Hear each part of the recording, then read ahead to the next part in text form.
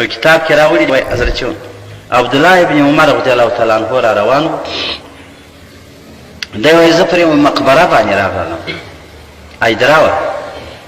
د قبر څخه یو انسان راووتی چې داسې دا بدن سرې لمبې کوي یو جنجیر یې په لاس پورې پټوي زه داسې پر اوښ باندې سپور یم دا لار په دې قبرو کې تېره سوې ده دی مخ ته راولوېدی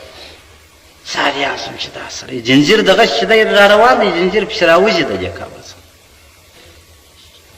بیا په دا مخ کې راته ودرېدی باره ما چې ول ودرېږه زه ورته ودرېدم خیر وایي اوبه در څخه دي ما ورته وویل هو راکښته سه څه راکړه زه داسې څه حول و هیبت را باندې پرېوتی بیا زه راکښته سوم هغه زما څه چاګله یا هغه زما څخه په تک چې راڅخه دی ګیلاس راڅخه دی په دې کې اوبه جم تویوم چې وسې ورکوم د قبر د پاسه یو غلبله وسوله ناره وسوله ول مه ورکوه اوبه پر ده باندې د دنیا او د عقبا اوبه حرامې دي دی وایي ما دا غږ واورېدی چې داسې مې وکتله یو بل انسان را روان دی دا زنځیر پر لاس پیچي چابک را روان دی داسې عجزه سو دی خو کمزوری و ډېر عجزه سو ودرېدی ما دا ګیلاس ورته ډک کړی دی دی لاس نشي وروړلی ول چې راغللې هغه یو چلاخه غمچنه ورڅخه و د عبدالله ابن عمر سه وایي ما په سترګو ولیدله خوب نه دی ده وایي غمچنه ورڅخه و چې دلته د دې سړي سره ورسره کړله د خدای تعالی په حکم سره دا د ده بدن او چار اطراف مځکه سره لمبه سوه ورې واخیستېده بس زه بې څه د څه وایم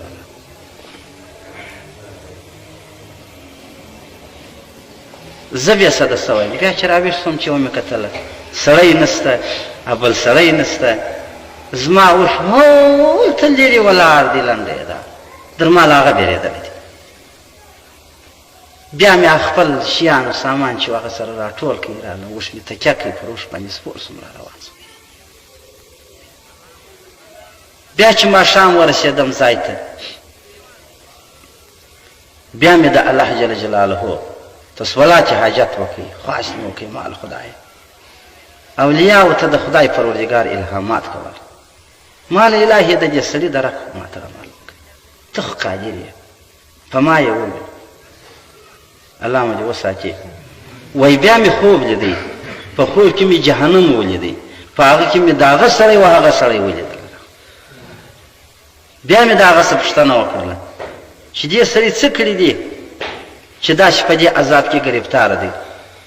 ول دا یو وخت دی تېرېدی یو ظالم مظلوم غزار کړی و ده چې ورنارې کول پلانکه یې ده دی ورته وکتله جنتې سول زاده کاکا پرېږده خو په ډاګه